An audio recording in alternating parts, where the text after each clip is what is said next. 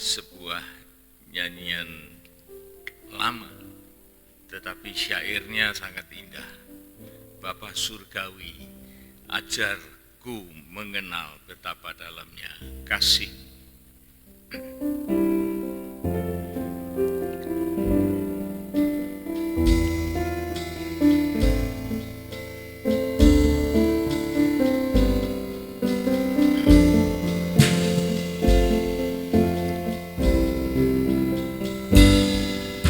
Bapa surgawi, ajarku mengenal betapa dalamnya kasih-Mu.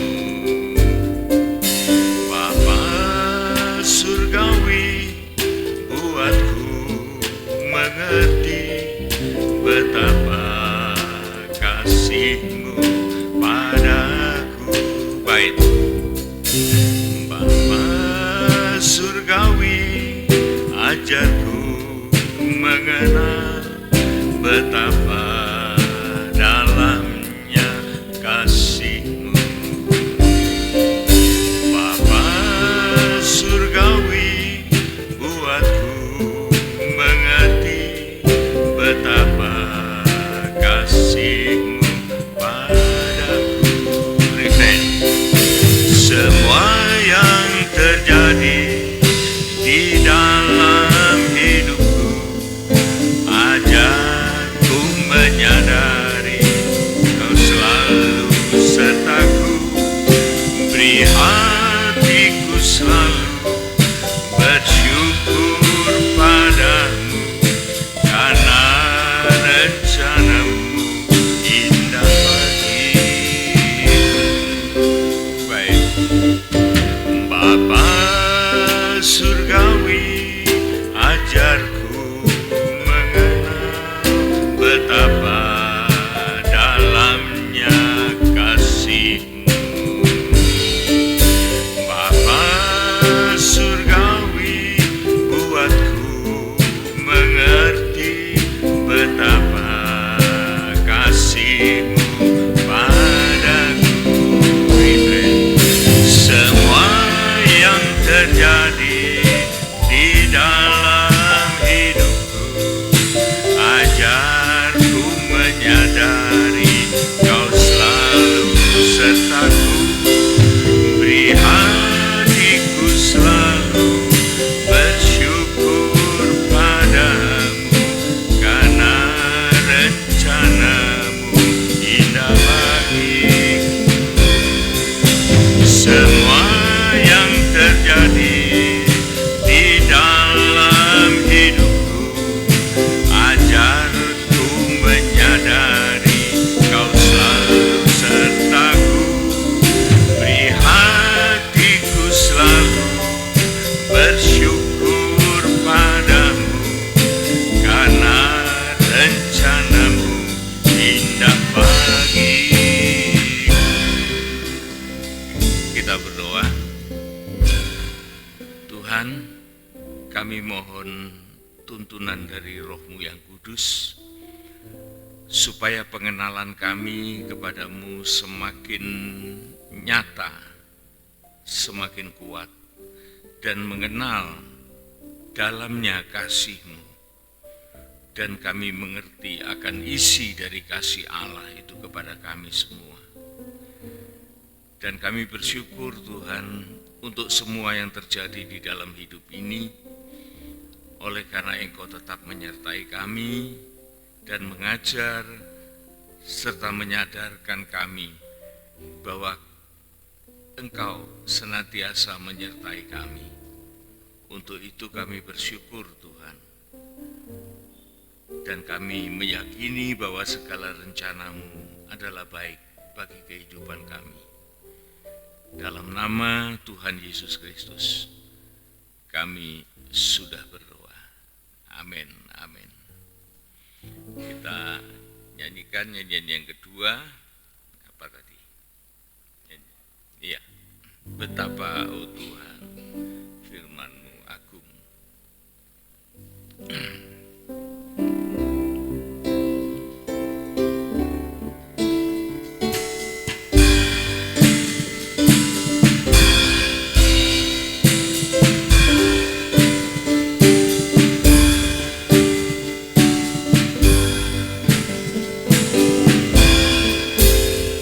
Betapa, oh Tuhan, firman-Mu agung, memancarkan kehidupan manusia berdosa.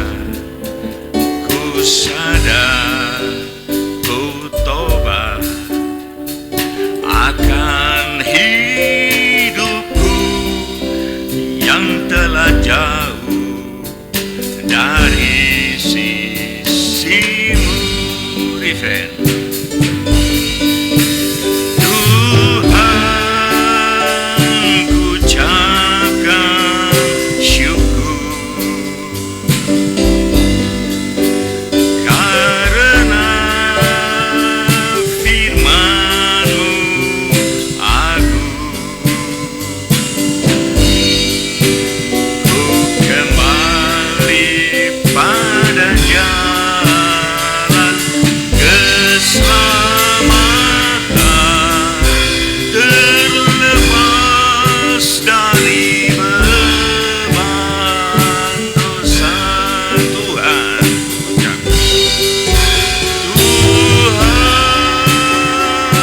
ku ucapkan syukur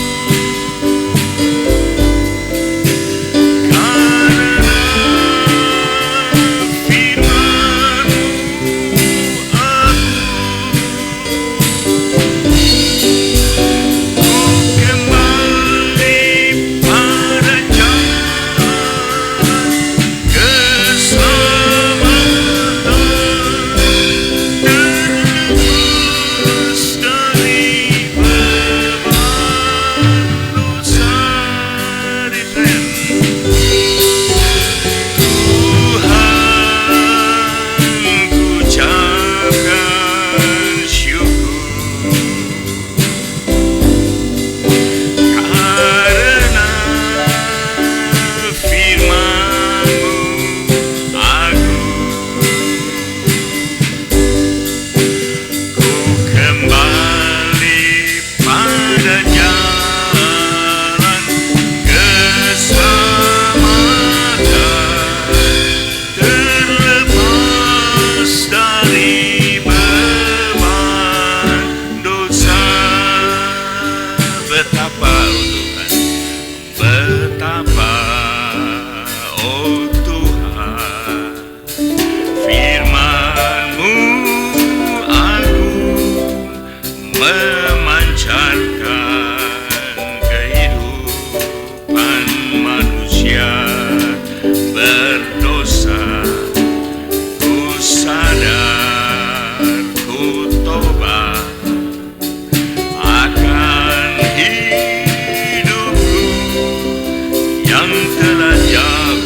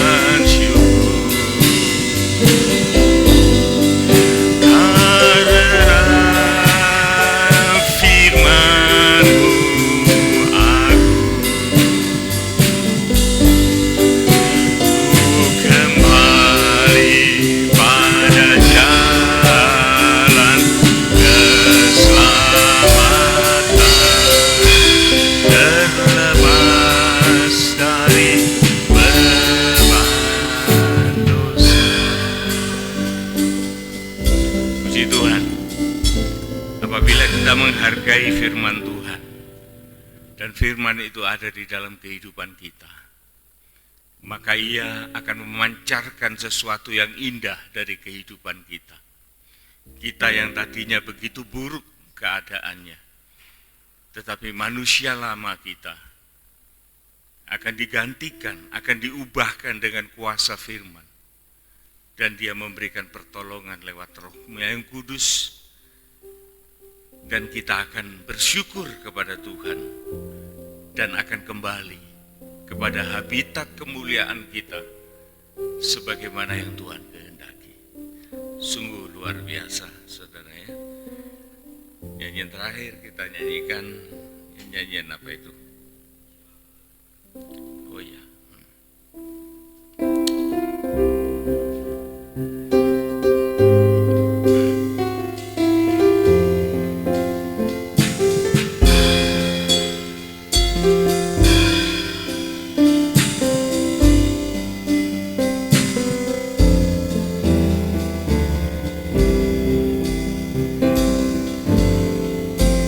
Jiwaku terbuka bagimu Tuhan,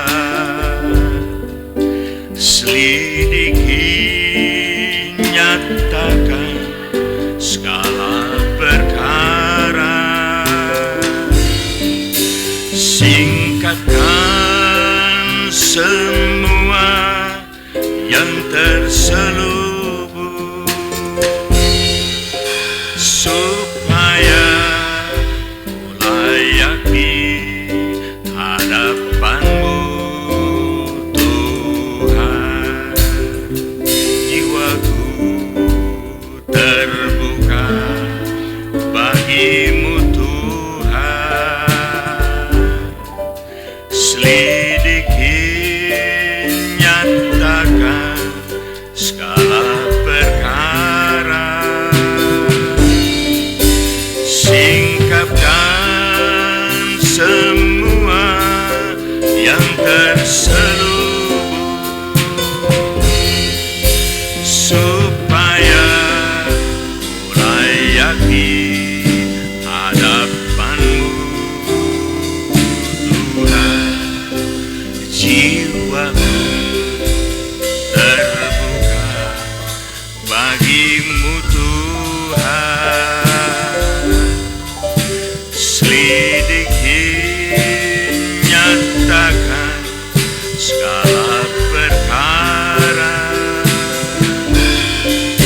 singkapkan semua yang terselubung,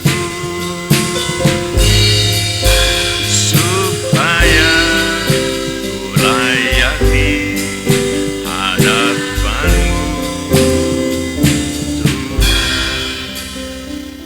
Kita berdoa untuk menyambut firman Tuhan.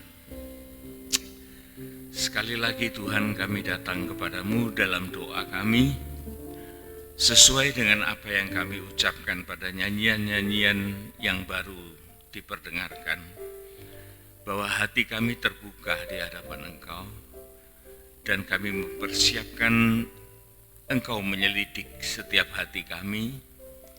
Bahkan kami sediakan hati ini untuk Engkau ungkapkan Tuhan.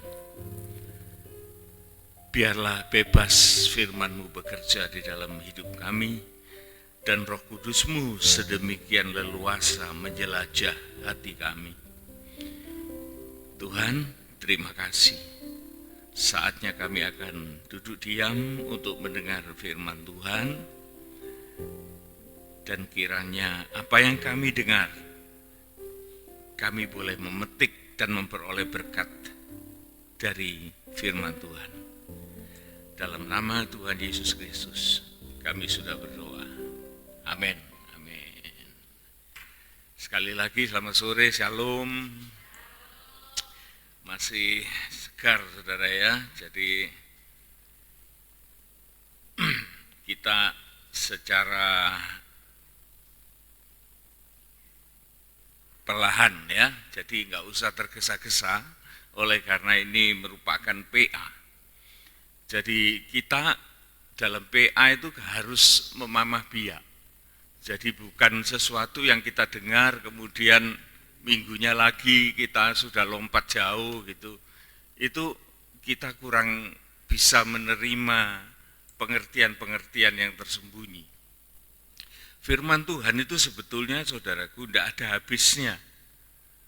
Jadi kalau saya mau ngomong, kita memberitakan firman itu, bisa kita mendapatkan inspirasi dari beberapa ayat yang digandeng dalam satu ayat pokok. Itu akan membentuk suatu khotbah yang baru. Sekalipun ayat-ayat itu tidak pernah diganti di dalam firman Tuhan. Firman Tuhan itu ayatnya ya itu aja. Tetapi kalau dia dihidupkan di dalam Roh Kudus, maka kaitan rangkaian ayat itu akan membuat suatu pengertian yang baru setiap kali kita mendengar. Kita saat ini masih tetap berada di dalam lingkaran yang kita pelajari, yaitu Matius pasal yang ke-5. Saya akui saudaraku, Matius pasal yang ke-5 ini adalah topik yang cukup berat dan tidak akan selesai dengan mudah, oleh karena banyak referensi ayat-ayat yang harus kita tarik ke dalamnya, dan itu membutuhkan waktu yang lama. Tetapi tentunya saya tidak akan membuat waktu itu menjadi lama-lama, tetapi mana yang paling bisa kita terima, itu yang lebih penting, saudara ya.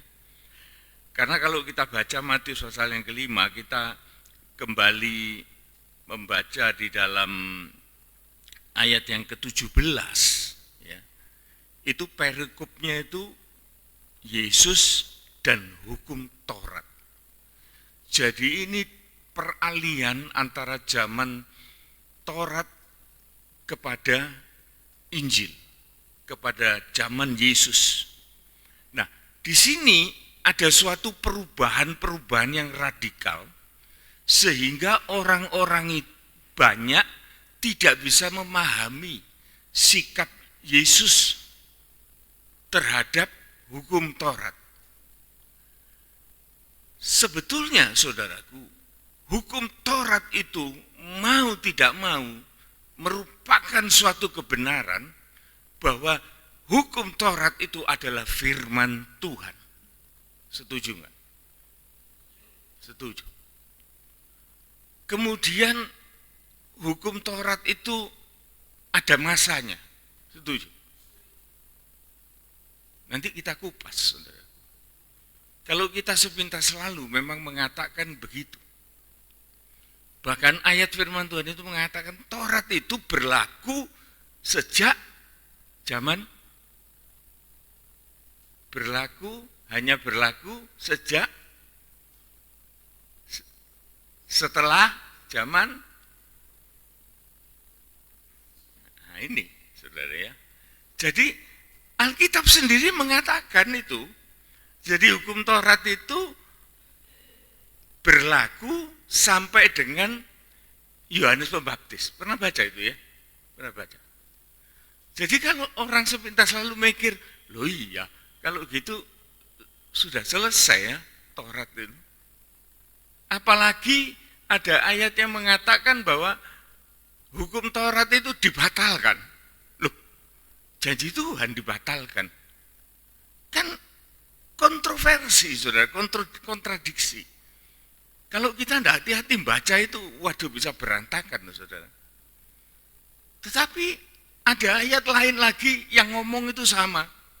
Tidak mungkin hukum Taurat itu dibatalkan. Loh kok aneh, tadi bilang dibatalkan, sekarang tidak dibatalkan. Jadi kita baca ini hati-hati, saudara. Jadi tidak boleh sembarangan kita putuskan di luar pengetahuan kita terhadap firman Tuhan. Makanya saya mengatakan agak berat, ya. Tetapi enggak apa-apa, kita asal kita berjalan bersama dengan firman Tuhan, kita tidak bakal salah. Apalagi kita mohon Roh Kudus untuk menerangi hati pikiran kita, maka segala kontroversi itu akan terselesaikan. Ayat 17 dari Matius 5 itu mengatakan, janganlah kamu menyangka bahwa aku datang untuk meniadakan hukum Taurat atau kitab para nabi. Dari sini saja kita sudah bisa mengetahui, saudaraku, bahwa hukum Taurat dan kitab para nabi itu tetap eksis sehingga pada zaman akhir. Tidak mungkin dia dihapuskan, tidak mungkin dia itu tidak dipakai, itu tidak mungkin. Nah kalau kita tidak pakai perjanjian lama, kita kan tidak perlu baca perjanjian lama. Gereja Tuhan masih ngotot pakai perjanjian lama. Oleh karena tidak bisa dipisahkan dan tidak bisa dihapuskan.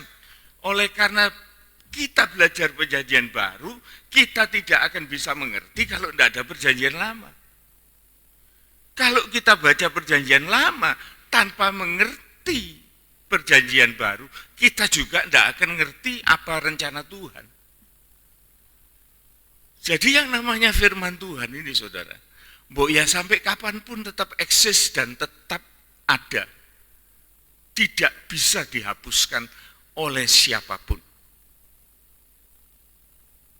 Ini sudah menjadi suatu yang ditulis dalam firman Tuhan.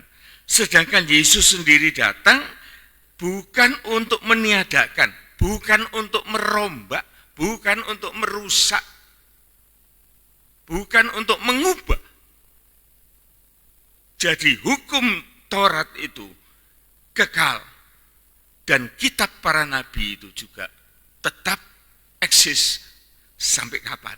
Lah ini kita mesti tanya juga ya pada akhirnya ya. Aku datang, lanjutnya, bukan untuk meniadakan, diulangi lagi loh saudara. Jadi ini hal yang sangat penting. Kadang-kadang kita sebagai orang Kristen termasuk saya dulu pikirannya kan gini, wes sekarang itu sudah tidak perlu Taurat, kita itu sudah masuk perjanjian baru. Wes Taurat itu gak laku. Lu apa betul tidak laku? Kita ini saudaraku hidup di zaman kemurahan. Tapi Taurat ini tetap ada loh. Kalau kita tidak mau masuk di dalam kemurahan ini, ada yang masih pakai loh. Siapa? Orang Israel. Lah pertanyaannya gini loh.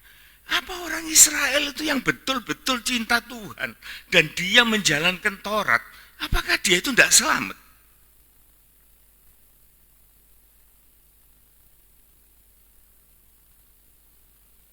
Kira-kira gimana bro? Kemurahan Tuhan. Loh, kita ini sudah ada zaman kemurahan. Tapi mereka yang ngotot, yang tidak mengakui Yesus sebagai Mesias. Dia tetap menjalankan Taurat. Apakah orang-orang kayak begini nih yang betul-betul militan, percaya bahwa ada Mesias. Dan dia menjalankan Taurat itu dengan konsisten. Apakah orang ini salah? Apakah orang ini dimasukkan neraka? Duh, kita tuh mesti mikirnya gitu. Nah kalau gitu kan ada jalan keselamatan di luar Kristus. Gimana? Tidak ada yang dibenarkan karena apa? Karena apa?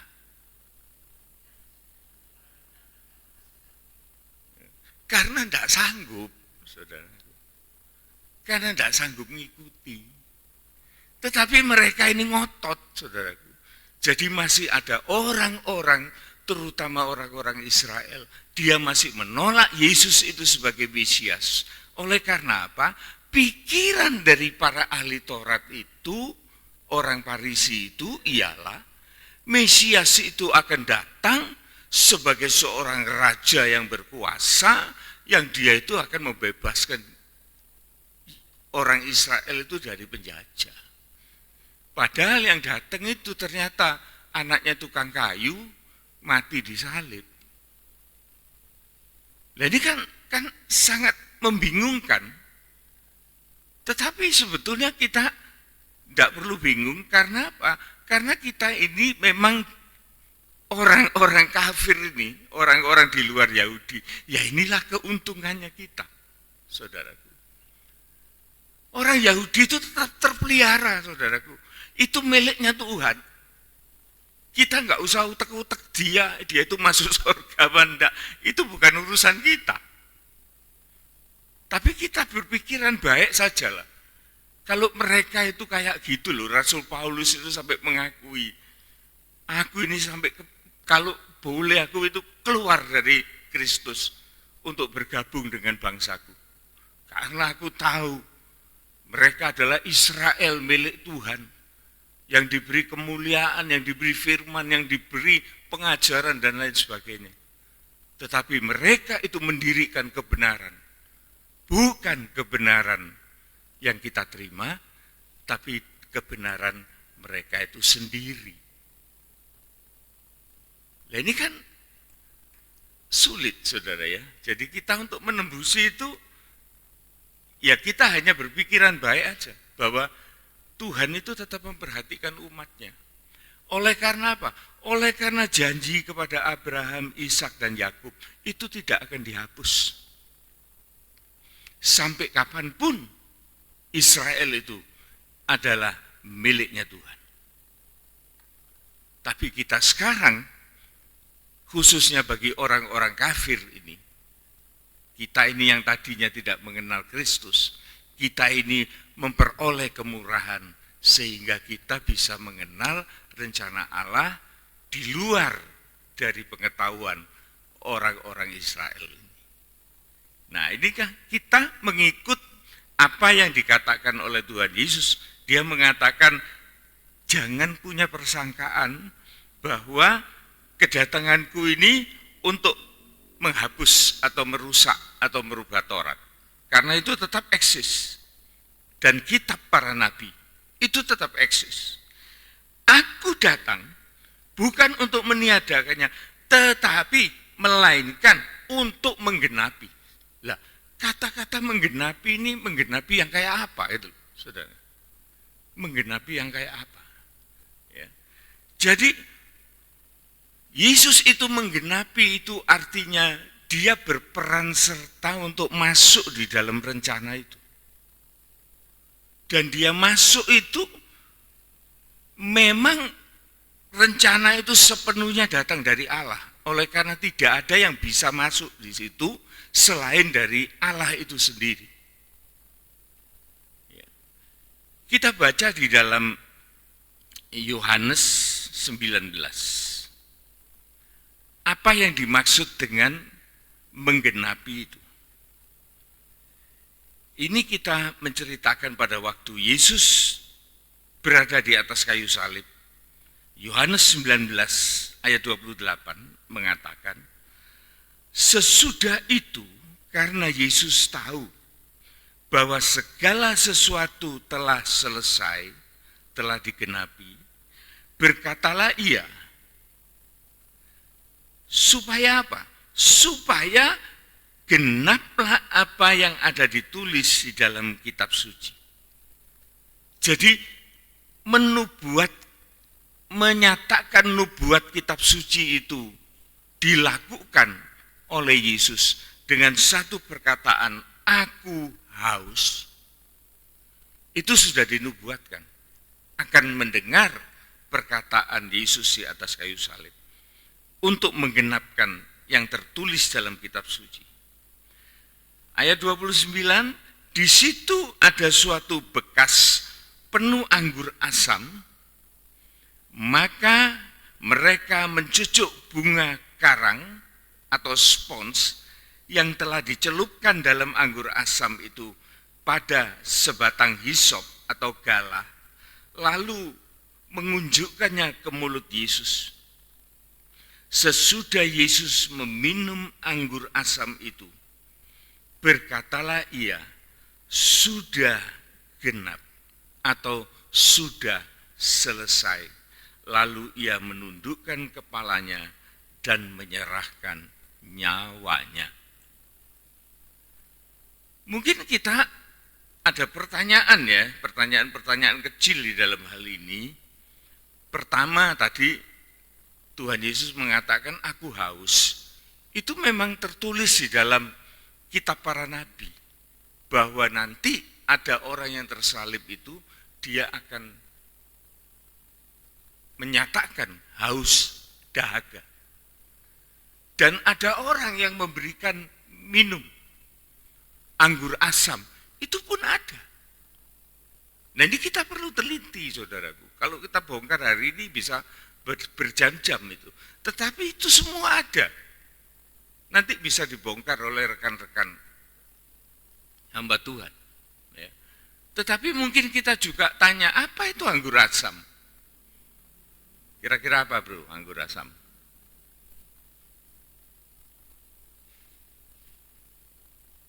Nah, ini kan banyak yang nggak tahu. Anggur asam itu merupakan suatu tradisi untuk orang yang disalibkan. Orang yang disalibkan itu, saudaraku, penderitaannya itu luar biasa.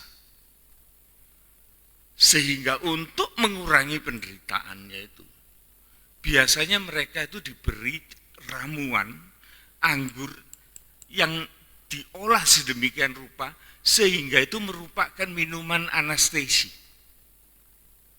mengurangi penderitaan. Tapi Yesus tidak mau loh saudara. Dia menolak. Dalam ayat-ayat yang lain, bukan Yesus meminum, tapi dia menolak itu. Dia tahu bahwa penderitaan dia itu sepenuhnya itu harus dia tanggung. Jangan sampai pengaruh-pengaruh lain masuk di dalam dirinya dan kemudian dia melupakan tugas terakhirnya di atas kayu salib. Bayangkan saudaraku, kalau misalnya Tuhan Yesus mau begitu, dia minum obat bius dari zaman itu saudaraku, mungkin dia mabuk di atas kayu salib ngomongnya tidak karu-karuan. Tapi dia masih tetap menjaga keutuhan kejernihan pikirannya. Sehingga dia masih bisa mengatakan segala rencana Allah itu di dalam penderitaan yang sedemikian berat. Dan pada waktu dia mati, dia menyerahkan rohnya ke tangan Bapa. Loh, kalau gitu,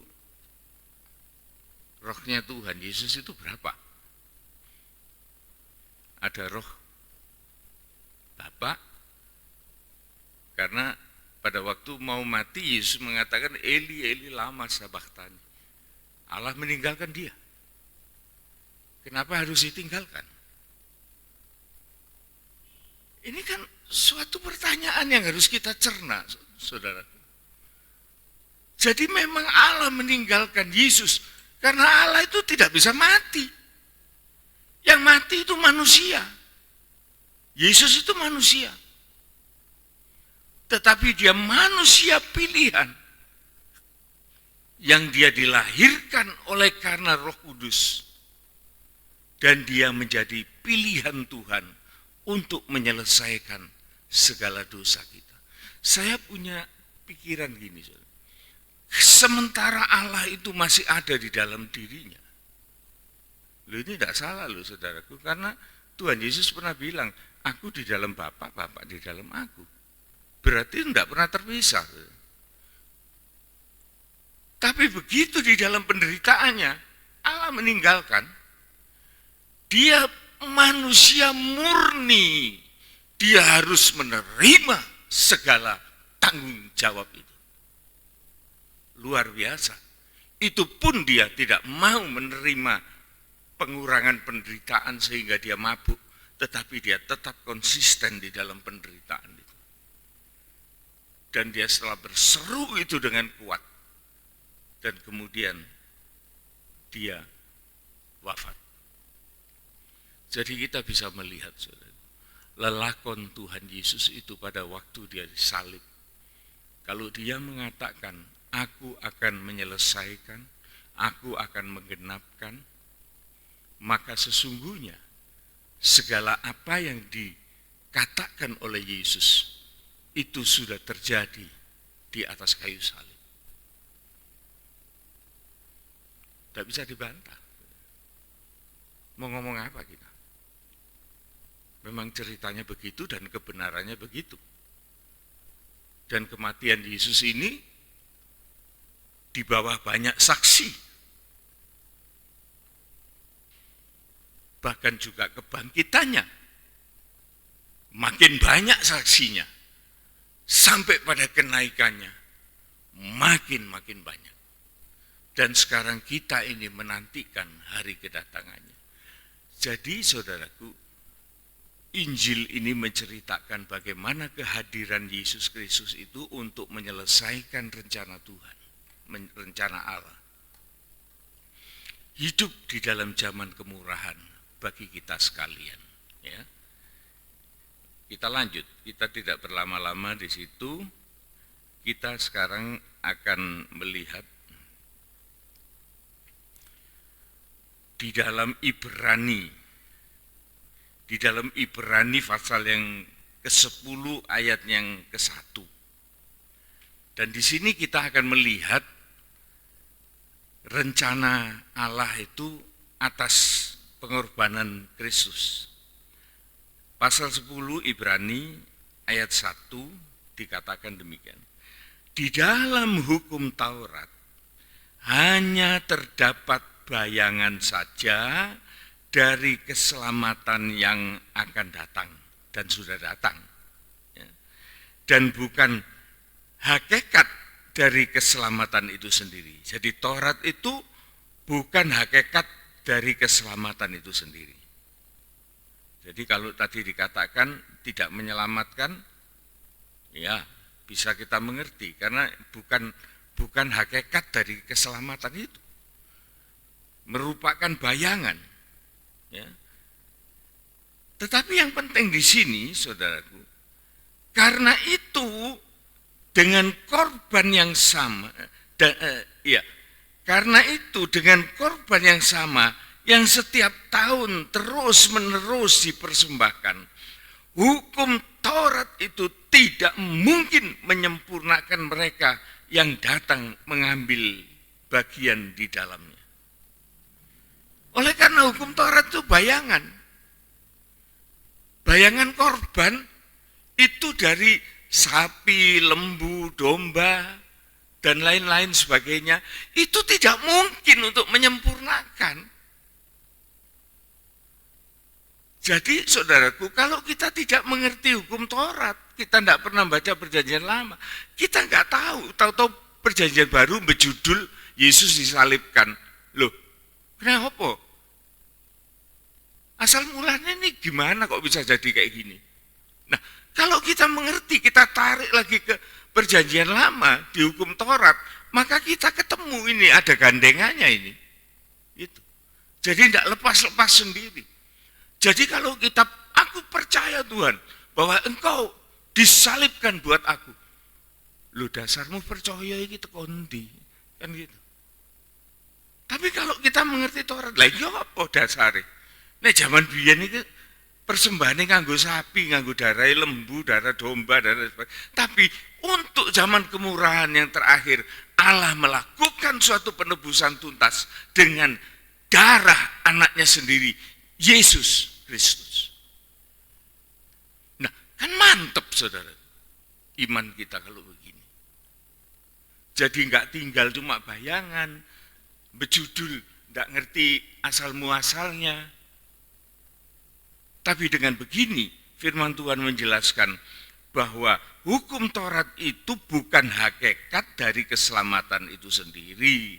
Karena dengan korban yang sama, yaitu lembu, domba, sapi, yang setiap tahun terus-menerus dipersembahkan, hukum Taurat itu tidak akan mungkin menyempurnakan mereka yang datang mengambil bagian di dalamnya.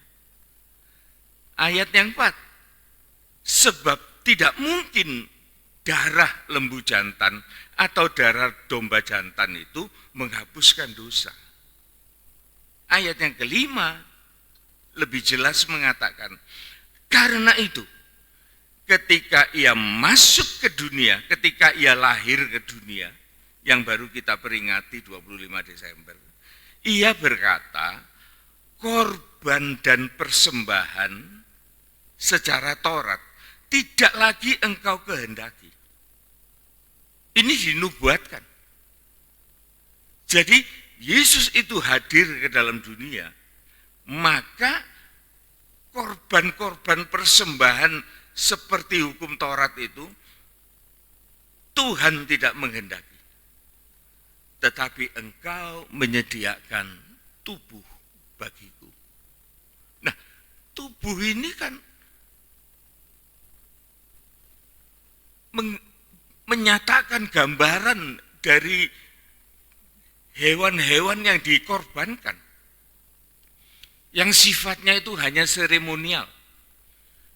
Tetapi tubuh yang dimiliki oleh Yesus, dia seorang manusia biasa. Sering saya katakan, jangan kita memandang Yesus itu Superman gitu ya. Jangan. Kalau kita memandang Yesus itu sebagai Superman, nanti kita yang lemah, saudaraku.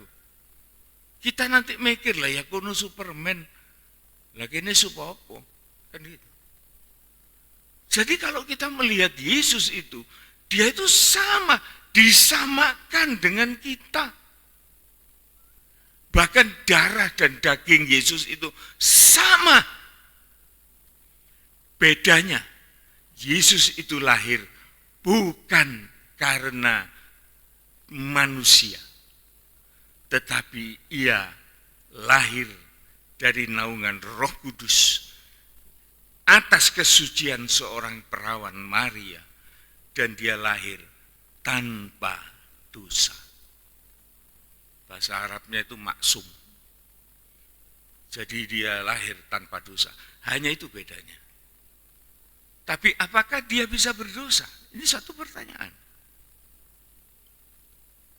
Kan kita mengatakan, loh, kalau jadi manusia kan bisa berdosa. Sementara ada orang yang mengatakan tidak bisa. Karena dia memang bukan dari dunia. Ini nanti ayat ini saudaraku merembet ya, ada suatu perkataan yang begini. Jikalau engkau memandang seorang perempuan dan tergerak birahimu, maka engkau berzina di dalam hatimu. Itu yang ngomong siapa? Yesus. Bisakah dia ngomong tanpa dia merasakan itu? Lah kalau Yesus cuma bisa ngomong tok, kan kita manusia kan bisa ngomong, malah ngomong-ngomong doang. Yesus itu ngomong begitu, karena dia juga bisa merasakan perasaan manusia. Bisa merasakan penderitaan, bisa merasakan kelemahan, merasakan segala apa yang dirasa oleh manusia. Dia merasakan. Sehingga pada waktu dia berbicara, dia bicara bukan omong kosong, tetapi dia bisa merasakan penderitaan manusia. Dia tahu kalau manusia itu begitu. Oleh karena dia tahu juga bisa merasakan hal itu. Jadi jangan ragu, saudaraku, bahwa Allah itu tidak menyembunyikan sesuatu buat kita. Jadi apa yang kita rasa, dia sebagai imam besar, dia harus bisa merasakan. Lah kalau imam besar tidak bisa merasakan, pendungonya kan pendungo kosong itu. Abal-abal. Tapi karena dia adalah imam besar yang sejati, dia bukan hanya merasakan hal-hal yang biasa, tetapi hal yang luar biasa di atas kayu salib. Penderitaan puncak sebagai manusia ditinggalkan oleh Bapaknya. Kosong dia sebagai seorang manusia biasa. Bayangkan saudaraku, kalau ini tidak bisa dipercaya saudaraku, habis kita. Jadi jangan kita menyepelekan korban Kristus. Kita jangan main-main tentang itu. Ya. Kita lanjut pembacaan ini, ayat yang keempat kita ulangi, sebab tidak mungkin darah lembu jantan atau darah domba jantan itu menghapuskan dosa. Karena itu ketika ia masuk ke dunia, ia berkata, korban persembahan yang semacam lama-lama itu tidak lagi engkau kehendaki, tetapi engkau telah menyediakan daging dan darah bagiku. Ayat yang ke-10, dan karena kehendaknya kita telah dikuduskan satu kali untuk selama-lamanya oleh persembahan tubuh Kristus. Kalau kita ini sudah dikuduskan, saudaraku, maka kita ini seharusnya sangat menghormati kebaikan Tuhan. Oleh karena Tuhan menghendaki kita ini dikuduskan untuk selama-lamanya. Saudara, mungkin ini kedengarannya enak ya saudara. Wah enak, aku sekali dikuduskan tetap kudus. Betul gitu? Betul. Tapi konsekuensinya, saudaraku, ini yang harus kita pikirkan.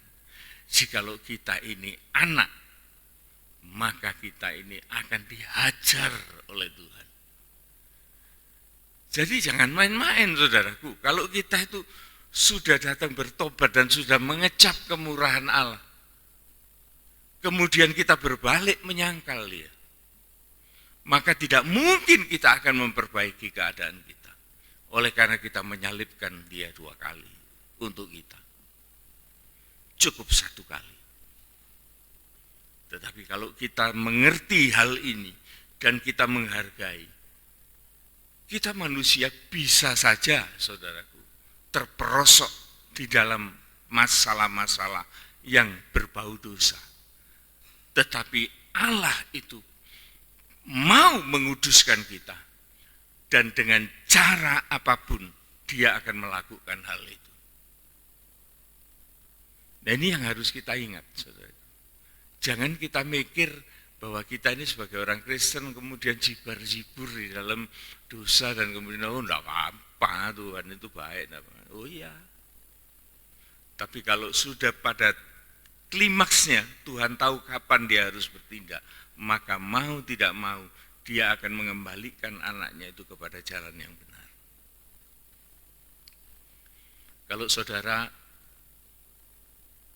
tahu ya, di dalam 1 Korintus 5 itu tidak usah dibaca.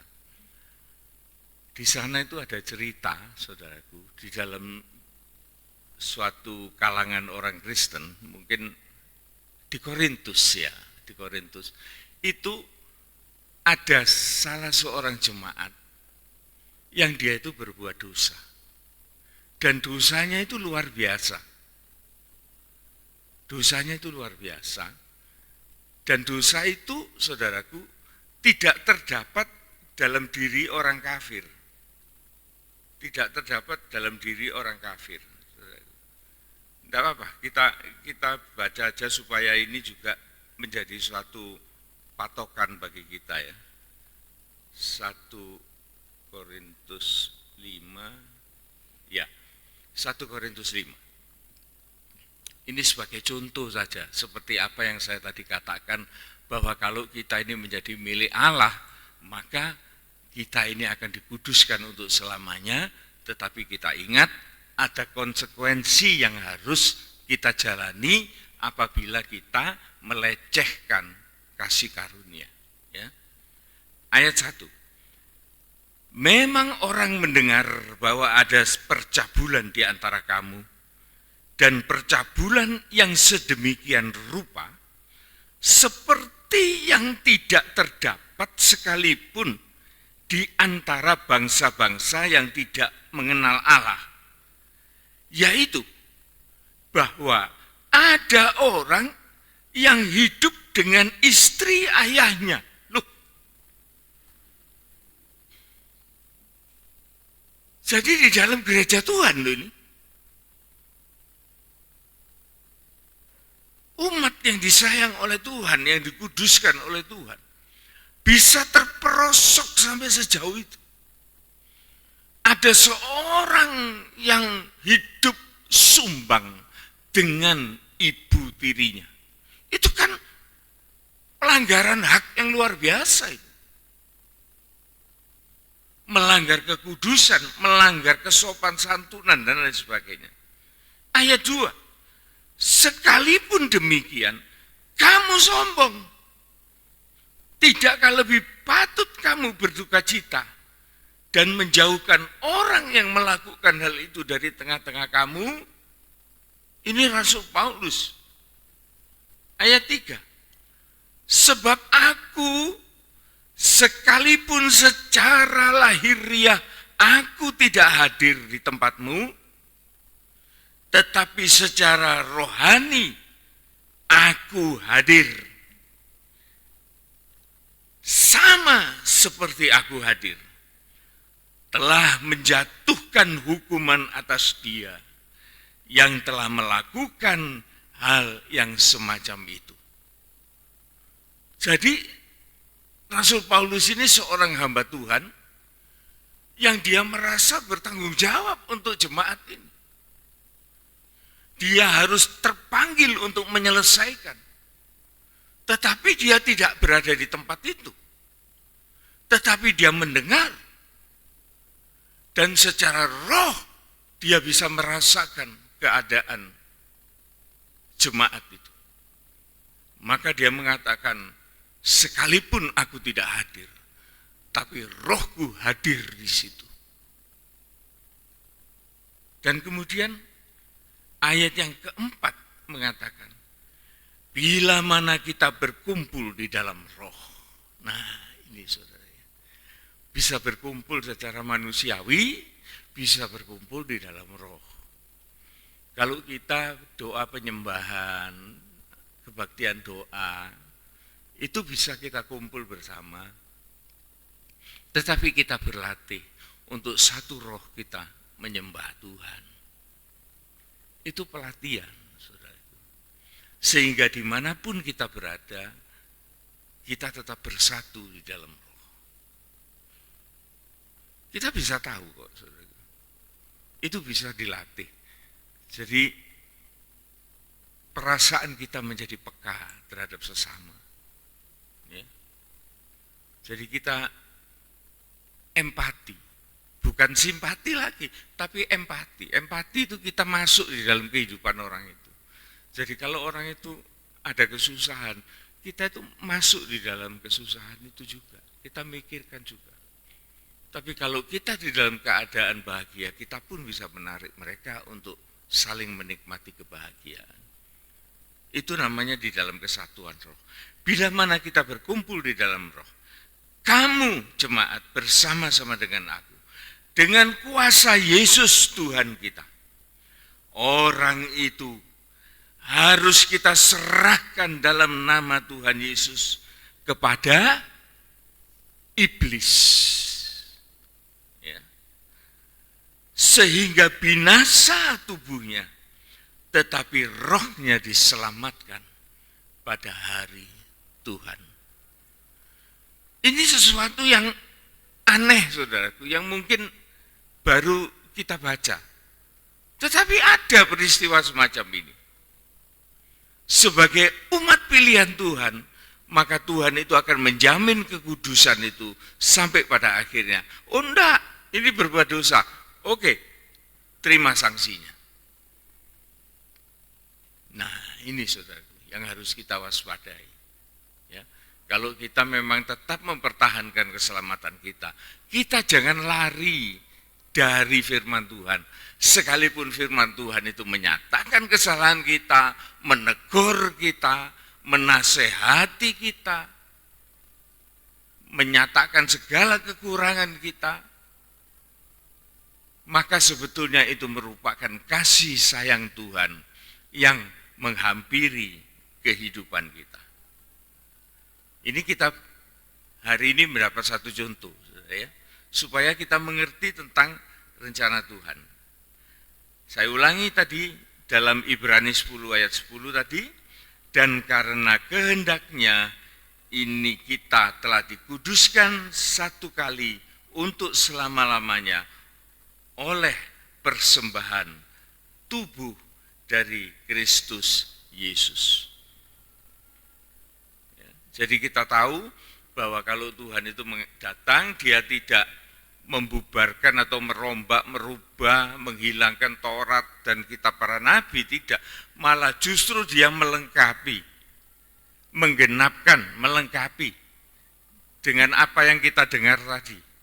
Dia melengkapi bukan omong tok, tapi dia melengkapi sampai dia menggantikan cara-cara yang merupakan bayangan menjadi suatu fakta, menjadi suatu kenyataan bahwa sekarang dia yang berkorban bagi kita. Dan kekudusan yang kita terima dari korban Kristus itu kekal sifatnya, dan kita harus berhati-hati di dalam kita menjalani hal-hal semacam itu. Ya. Nah, ada beberapa yang harus kita ketahui tentang Yesus ini, tentang korban ini. Kok ujuk-ujuk kok bisa jadi korban? Pengesahannya dari mana? Kan begitu. Pengesahannya dari mana? Kita lihat ya di dalam Yohanes 1 ayat 29, kita mulai di situ. Yesus ini memang dilayakkan, disediakan oleh Bapa sebagai penebus. Ini dinubuatkan oleh Yohanes Pembaptis di dalam Perjanjian Baru ini malahan. Yohanes 1 ayat 29. Pada keesokan harinya, Yohanes melihat Yesus datang kepadanya dan ia berkata, kan Yohanes Pembaptis ini seorang nabi. Pada waktu dia melihat Yesus itu, kemudian dia nyeletuk, lihatlah anak domba Allah yang menghapus dosa isi dunia. Ya. Jadi dia seorang nabi, dia bernubuat. Ayat 35 mengatakan demikian. Pada keesokan harinya, loh sama. Pada keesokan harinya, Yohanes berdiri di situ pula dengan 2 orang muridnya. Dan ketika ia melihat Yesus lewat, ia berkata, lihat anak domba Allah. Jadi saudaraku, keberadaan Yesus itu menjadi korban, itu adalah ketetapan dari Tuhan yang dinubuatkan oleh seorang nabi terbesar, yaitu Yohanes Pembaptis. Jadi kita bukan ngomong ujuk-ujuk Yesus datang kemudian disalibkan, tidak. Tetapi dia melewati satu proses sehingga ada orang-orang yang berani mengatakan siapa itu Yesus. Dan Allah tidak tanggung-tanggung memilih seorang nabi yang menubuatkan tentang Yesus itu sejatinya siapa, yaitu Yohanes Pembaptis. Apa Yohanes Pembaptis ini tahu sendiri? Tahu dari mana dia? Nah, kalau kita mau mengembang, saudaraku, untuk mengetahui lebih detail lagi, kita akan melihat hal ini terjadi oleh karena Allah yang membuka pengenalan itu atas Yohanes Pembaptis ini. Kita baca di dalam Yohanes 1 ayat yang ke-10. Ia telah ada di dalam dunia dan dunia ini dijadikan olehnya, tetapi dunia tidak mengenalnya. Jadi kalau Tuhan tidak memberikan nubuat kepada manusia, maka manusia tidak mengenal. Kemudian Yohanes Pembaptis ini secara jujur dia mengatakan di dalam ayat yang ke-31, ya, dalam ayat 31, Dan aku sendiri pun mula-mula tidak mengenal dia. Jadi kalau Yohanes Pembaptis ini bisa mengatakan, inilah anak domba Allah, itu bukan juga dari dirinya sendiri. Loh, ngaku kok dia. Dan aku sendiri pun mula-mula tidak mengenal dia. Tidak kenal. Mungkin hanya kenal-kenal karena dia saudara sepupu. Tapi dia tidak ngerti nih. Ini siapa ini tidak tahu ya. Untuk apa dia datang di dunia tidak ngerti dia. Kalau Tuhan tidak memberitahu. Dan aku sendiri pun mula-mula tidak mengenal dia. Tetapi untuk itulah aku datang dan membaptis dengan air. Supaya ia dinyatakan di depan orang banyak. Di hadapan Israel. Jadi Tuhan itu memberikan pengertian itu. Sebagaimana rencana Allah itu terjadi pada Yesus, yaitu dia harus dibaptiskan. Ayat 33, Yohanes Pembaptis mengulangi lagi, dan aku pun tidak mengenalnya, tetapi dia, Allah, yang mengutus kepadaku untuk membaptis Yesus dengan air, telah berfirman kepadaku. Nah, ternyata yang memberitahukan adalah Allah sendiri. Telah berfirman kepadaku, jikalau engkau melihat roh turun ke atas seseorang dan tinggal di atasnya, dia itulah yang akan membaptis dengan Roh Kudus. Jadi saudaraku, baptisan Yesus itu bukan karena Yesus itu berdosa. Kan banyak orang kan tanya, loh Yesus kok baptis pertobatan, itu kan Yohanes Pembaptis, kan itu dosa. Bukan, Yesus itu dibaptis itu bukan karena dosa, oleh karena rencana Allah secara khusus. Dipimpin sampai ketemu Yohanes Pembaptis. Yohanes Pembaptis diberikan hak pekerjaan Tuhan untuk membaptis orang-orang untuk bertobat. Waktu Yesus datang, Yohanes Pembaptis mengatakan, engkau yang seharusnya membaptis aku, bukan aku. Tapi Yesus mengatakan apa? Supaya rencana Allah terjadi. Terjadi enggak? Terjadi. Terjadinya apa? Yohanes Pembaptis menyatakan Yesus di depan Israel bahwa dialah anak Allah. Nah, di sini loh saudaraku, di dalam PA yang semacam ini, kita itu bisa move ya, menimba banyak dari apa yang kita kumpulkan, dan kita ada satu pokok ayat yang kita bicarakan. Tetapi di dalam satu ayat yang kita bicarakan ini, kita bisa mereferensi beberapa ayat, sehingga kita mengerti apa yang kita bicarakan. Yang kita bicarakan adalah Yesus datang bukan untuk merombak Taurat, bukan untuk merusak Taurat atau kitab para nabi, tapi dia akan menggenapkan melalui hidupnya sendiri untuk masuk sebagai korban. Korban ini disediakan oleh Allah secara pribadi, dinyatakan, disaksikan, dan apa yang dilakukan itu semua tercatat di dalam firman Tuhan, serta kegunaannya, yaitu membuat kita kudus, ya. Nah, supaya lebih kuat kita akan melihat Matius 3. Matius 3. Matius 3 ayat yang ke-13 dan seterusnya. Supaya kita tahu Yesus ini siapa gitu loh. Maka datanglah Yesus dari Galilea ke Yordan kepada Yohanes untuk dibaptis olehnya.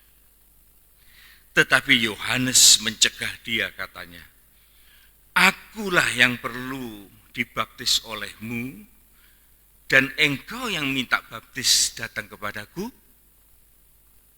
Yohanes ini sudah keder ya, nggak tahu kenapa dia kok bisa tanya kayak gini ya.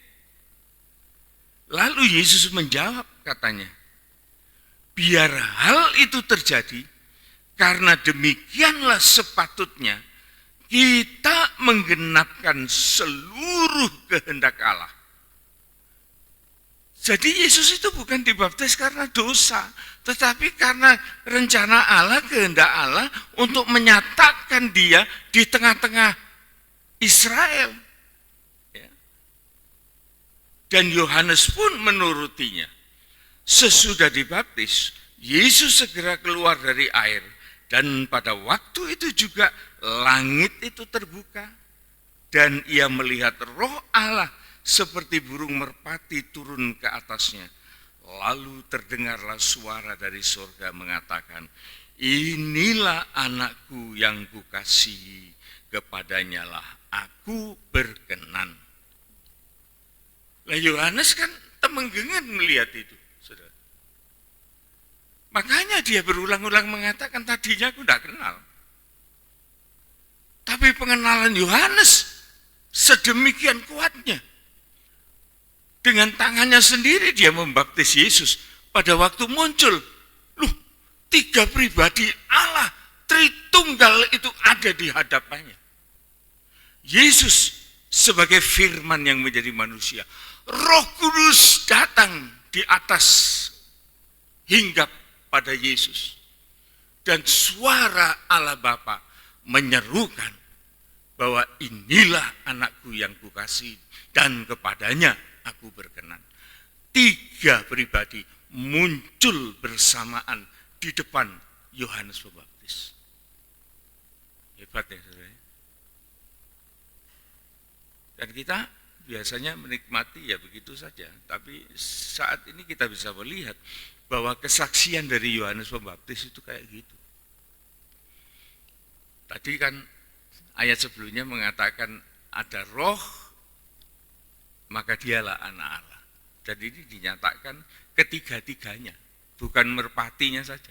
Tapi ada suara dari surga yaitu Bapa, ada Roh Kudus dalam lembaga burung merpati, ada Yesus sebagai firman yang menjadi manusia. Ada Allah Trinitas yang tampil secara bersamaan di dalam dia. Nah, kita baca sekarang saudaraku di dalam pembacaan yang terakhir untuk malam ini. Kita baca di dalam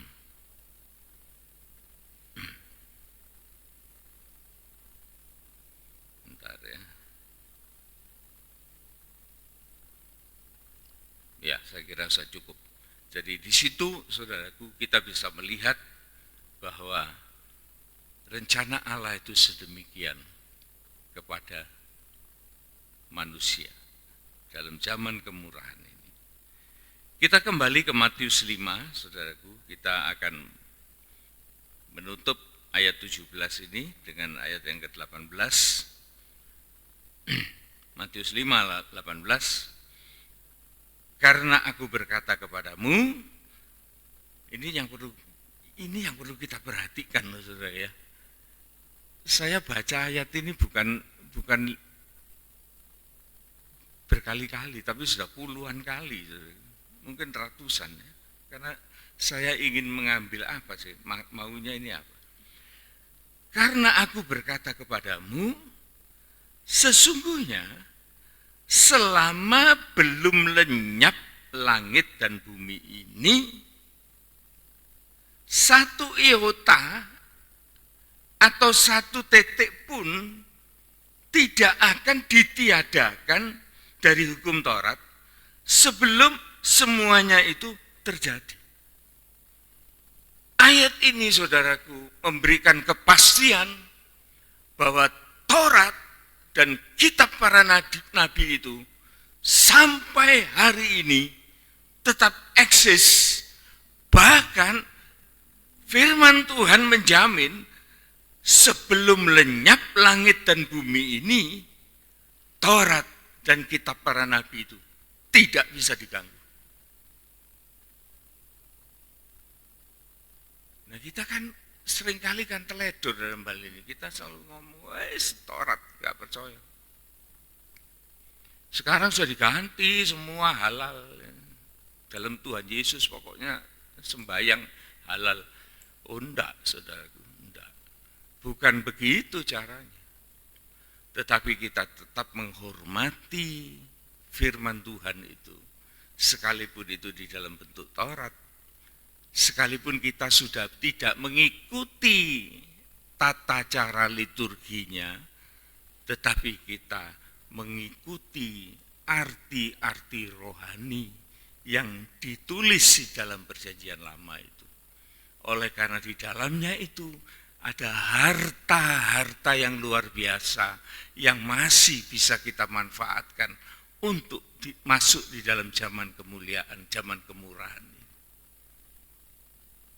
Jadi saudara ingat, kita berhenti sampai ayat yang ke-18 ini, karena aku berkata kepadamu, amin, sesungguhnya selama masih ada langit dan bumi ini, satu iota atau satu titik tidak akan dihapus dari hukum Taurat, ingat, tidak akan dihilangkan, sebelum semuanya terjadi.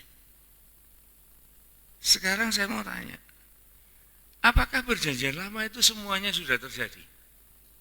Nah, saudara,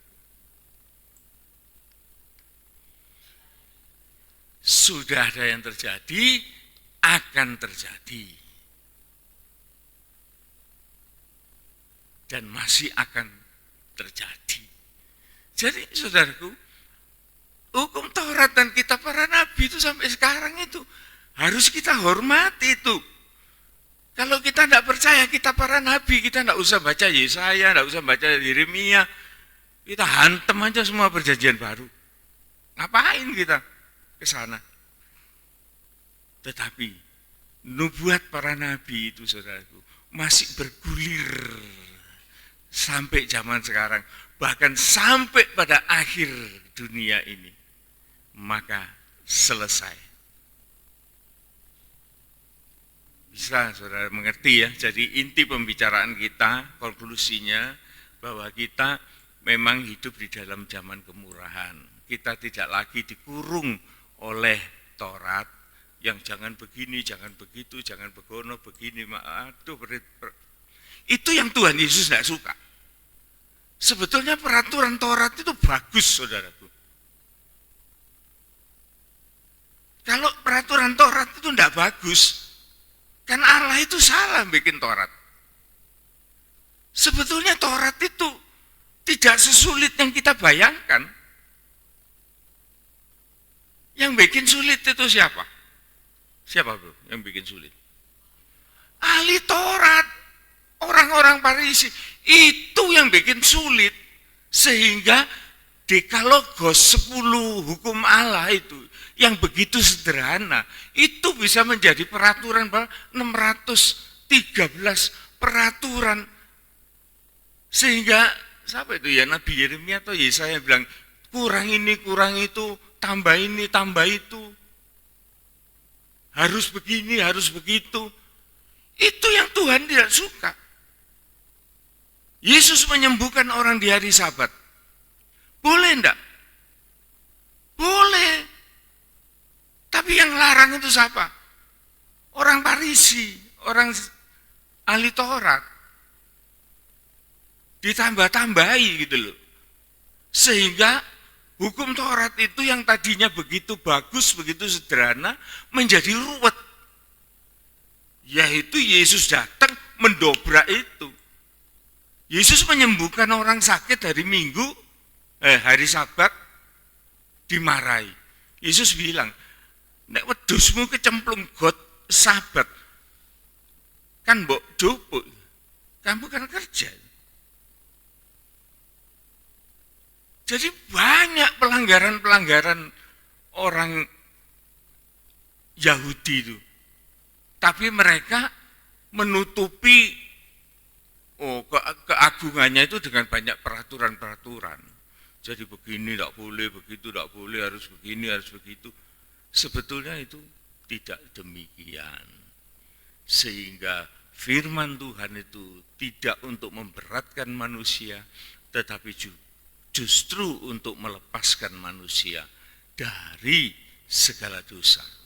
Hukum Taurat itu mengingatkan kita akan dosa. Dan Tuhan memberikan kesempatan secara bayangan, yaitu ada pengorbanan-pengorbanan. Dan kita sekarang ini, saudaraku, orang generasi yang paling beruntung, yaitu kita masuk di dalam suatu fakta kenyataan bahwa kita tidak lagi korban dengan macam-macam cara yang sedemikian, tetapi kita menerima korban Kristus yang utuh bagi keselamatan kita. Sampai di sini dulu, saudaraku. Semoga lain kesempatan kita lanjutkan. Amin.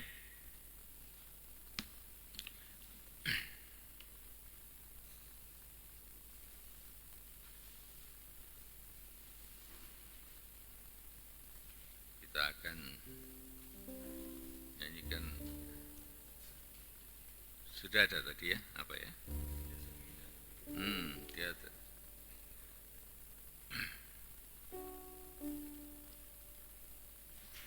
Dia sungguh indah, dia Yesus.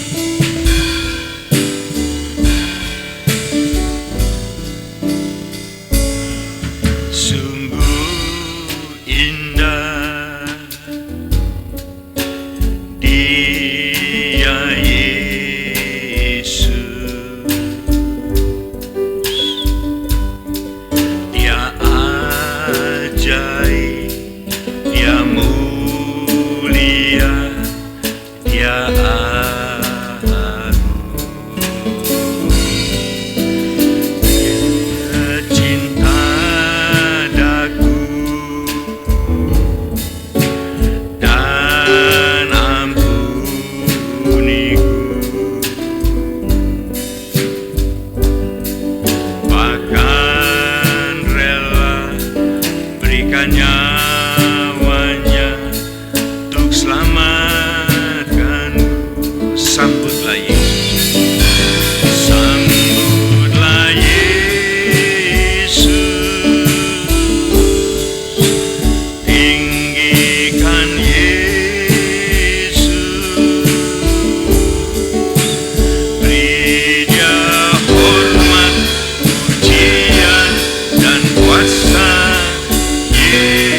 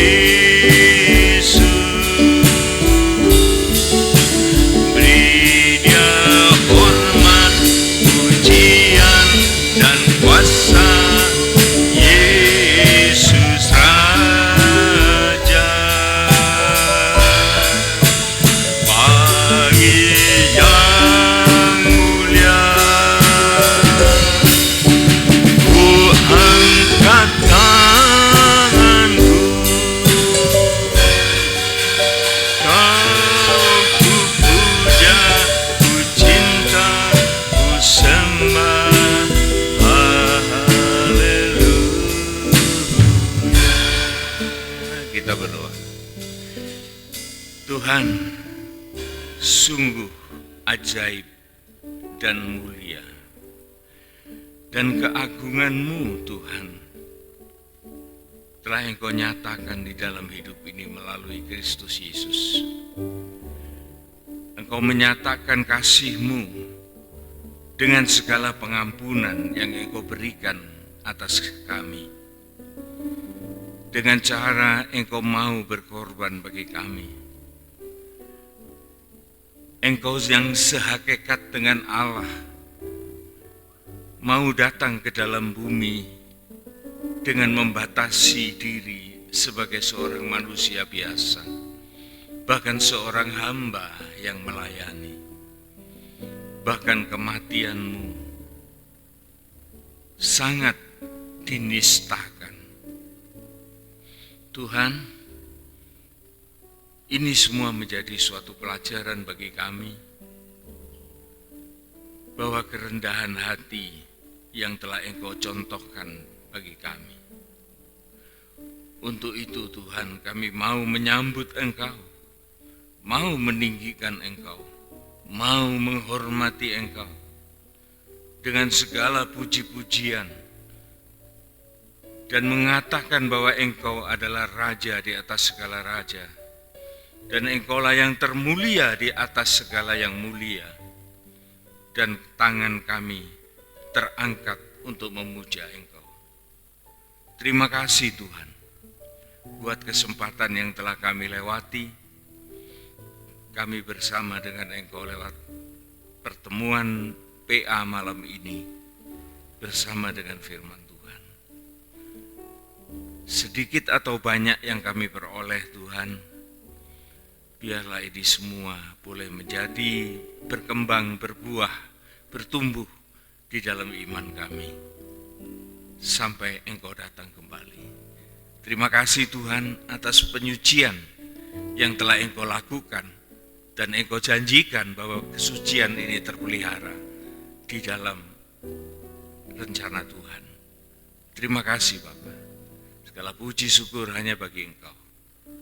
Saudaraku yang kasih dalam Tuhan Yesus Kristus, terimalah segala berkat, kasih sayang, keselamatan yang kekal, damai sukacita kerajaan surga akan diberkatkan kepada kita semua, mulai dari saat ini sampai Maranatha Tuhan Yesus datang kembali, yang kita dapatkan dari Allah Bapa, Putra dan Roh Kudus, disertakan juga dengan segala berkat-berkat jasmaniah sebagai kebutuhan kita hidup selayaknya, bahkan boleh menjadi berkat bagi sesama.